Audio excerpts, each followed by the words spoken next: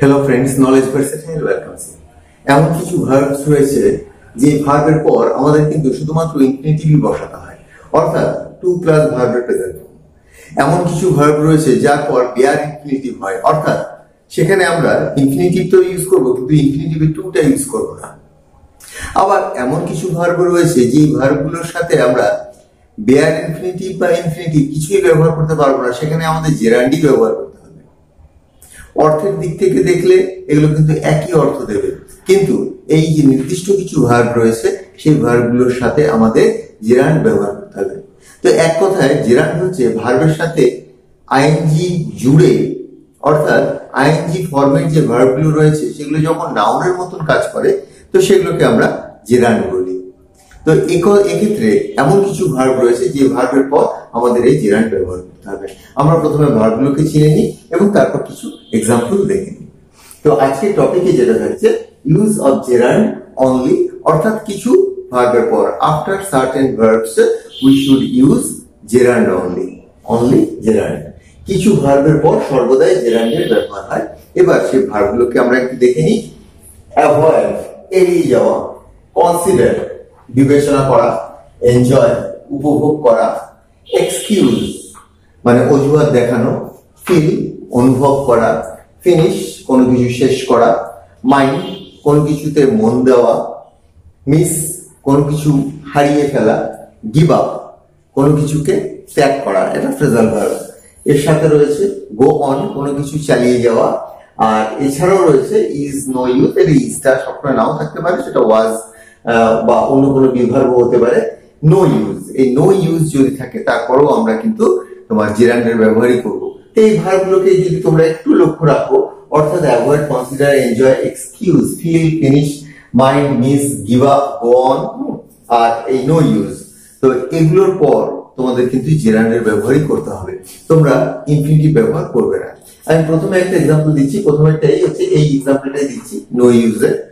There is no use to play, হ্যাঁ খেলার কোনো উপযোগিতা নেই, বা এখানে বা এই সময়ে বা এই পরিস্থিতিতে মানে খেলার কোনো প্রয়োজনীয়তা নেই বা খেলার কোনো উপযোগিতা নেই। তো এখানে টু প্লে এই একই অর্থে তুমি কিন্তু প্লেইং ব্যবহার করতে হবে তোমার। এই যে there is no use playing, অর্থাৎ খেলার কোনো উপযোগিতা নেই, এখানে কিন্তু টু প্লে ব্যবহার করলে শুধুমাত্র এই যে নো ইউজ আছে এই কারণেই এটা ভুল হয়ে যাবে, অন্য কোনো কারণ নেই। অর্থের দিক থেকে সেমই থাকছে, খালি ইনফিনিটিভ ব্যবহার করতে পারছি না, এর পিছনে কারণ হচ্ছে যে এখানে আমরা নো ইউজ পেয়েছি। নো ইউজ থাকলে তোমরা সেখানে জেরান্ডের ব্যবহার করবে, ইনফিনিটিভের ব্যবহার করবে না। এরপর আমরা এখান থেকে বেশ কিছু ভার্বের ব্যবহার করে কয়েকটা সেন্টেন্স দেখে নিচ্ছি। হি অ্যাভয়েডস মিটিং মি, হি অ্যাভয়েডস মিটিং মি, সে আমার সাথে সাক্ষাৎ করা এড়িয়ে যায়। তো হি অ্যাভয়েডস টু মিট মি, এটা তো সাধারণ অর্থে আমরা বলতেই পারি, কিন্তু আমরা যখনই জেনে যাব যে অ্যাভয়েড এর সাথে ইনফিনিটিভের ব্যবহার হয় না, জেরান্ডের ব্যবহার হয়, তখনই আমরা বলবো he avoids meeting me. Clear? Next সেন্টেন্সটা দেখো। দে এনজয়েড প্লেইং টুগেদার, তারা একসাথে খেলে আনন্দ করেছিল, অর্থাৎ তাদের একসাথে খেলাটা তাদের আনন্দের ছিল। তো এখানে দে এনজয়েড টু প্লে টুগেদার এটা দিলে ভুল হয়ে যাবে। দে এনজয়েড প্লেইং টুগেদার, দে এনজয়েড প্লেইং টুগেদার, এখানে প্লেইং মানে খেলা, হ্যাঁ মানে কেউ কোনো কিছু করছে বা খেলছে, ব্যাপারটা এমন না। শি ফিনিশড রাইটিং, সে লেখা শেষ করেছিল, লেখা। শি ফিনিশড টু রাইট লিখলে ভুল হয়ে যাবে, শি ফিনিশড রাইটিং, সে লেখা শেষ করেছিল। তো আমরা ফিনিশ ভার্বটা পেয়ে যাচ্ছি এখানে, finish. Don't mind coming here, এখানে আসতে কোনো কিছু মনে করো না, অর্থাৎ মনে কোন রকম চাপ রেখো না, মনে কোন রকম সংখ্যা রেখো না, এখানে আসবে। ডোন্ট মাইন্ড কামিং হিয়ার, এখানে coming, don't mind to come here, to come আমরা ব্যবহার করতে পারবো না, কারণ মাইন্ড যখন ভার্ব অর্থে ব্যবহার হয় তখন আমরা সেখানে জেরান্ডের প্রয়োগ করে থাকি, তো আমরা এখানে কামিং এর ব্যবহার করব। নেক্সট সেন্টেন্সটা দেখো। শি মিসড কোনো কিছুকে হারানো, হ্যাঁ কোনো কিছুর সুযোগ না পাওয়া ইত্যাদি ক্ষেত্রে আমরা মিসের ব্যবহার করি। He missed watching the game, সে খেলাটা মিস করেছে, খেলাটা দেখতে সে হারিয়ে ফেলেছে, অর্থাৎ সে সময় মতো উপস্থিত হতে পারেনি বা সে তার মনে ছিল না। হি missed watching the game, he missed to watch the game কিন্তু বলতেই পারি, কিন্তু আমরা যখন জেনে যাব যে মিসের পর আমরা জেরান্ডের ব্যবহার করব, কখনোই ইনফিনিটিভ নয়। তো সেক্ষেত্রে আমরা কিন্তু জেরান্ডের ব্যবহার করব, অর্থাৎ এই missed to watch the game অর্থটা একই থাকবে, কিন্তু আমরা ব্যবহার করতে পারবো না কারণ সেখানে মিসড রয়েছে। আমাদের এখানে বলতে হবে ওয়াচিং দ্য গেম।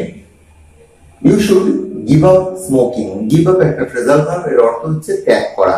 তোমার স্মোকিং ধূমপান করা ত্যাগ করা উচিত। তো এখানে you should give up to smoke বলতেই পারতাম।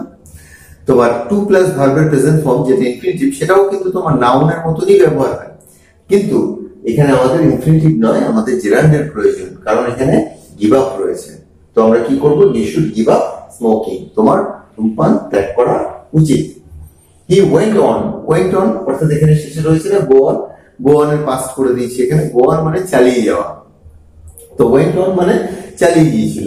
হি ওয়েন্ট অন সিঙ্গিং, সে গান গেয়েই চলেছিল। He went on to sing বলতে পারতাম, he went on to sing. তো টু সিং না বলে এখানে বলতে হলো আমাদের হি ওয়েন্ট অন সিঙ্গিং, কারণ আমরা জানি যে গো অন বা ওয়েন্ট অন এটা থাকলে আমাদের জিরান্ডের ব্যবহার করতে হয়। তো তোমাদের যেটা মূলত কাজ সেটা হচ্ছে এই ভার্বগুলোকে পয়েন্ট আউট করে রাখা। Avoid, consider, enjoy, excuse, feel, finish, mind, miss, give up, go on, আর এর সাথে রয়েছে ইজ নো ইউজ। তো এটাকে যদি এই বোর্ডটাকে একটু ভালো করে স্টাডি করে রাখো, দেখবে যে কোনো অসুবিধা থাকবে না যে কোন ক্ষেত্রে আমাদের সবসময় জিরান্ড ব্যবহার করতে হবে। এছাড়াও আরো বলেছি যে আরো কিছু ভার্ব রয়েছে যার পর সবসময় ইনফিনিটিভ ব্যবহার করতে হয়, কিছু ভার্ব রয়েছে যার পর বেয়ার ইনফিনিটিভ এর ব্যবহার করতে হয়, সেগুলো এরপর এক এক করে নিয়ে আসবো। আজকের আলোচনা এখানে শেষ করছি, পরবর্তী আলোচনায় আবার যোগ দিচ্ছি। Till then, by.